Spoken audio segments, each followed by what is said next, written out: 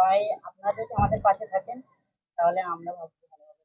আপনি পরবর্তী প্রশাসনের তরফ থেকে আমরা কাল সন্ধ্যেবেলা থেকেই ইসিআই নির্দেশ মতো যেই জায়গাগুলিতে বিগত বছর কোনো ভোটের সময় কোনো সমস্যা হয়েছে বা কিছু হয়েছে সেই জায়গাগুলো আমরা ভিজিট করছি এবং আমরা নিজেরা তাদের যারা আমাদের ভোটদাতা আছেন তাদের সাথে দেখা করে এটাই বলা।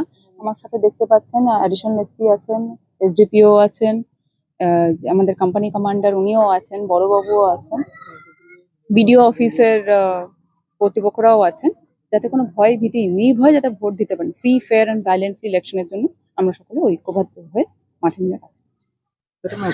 আজকে কোথায় কোথায় ঘুরলেন?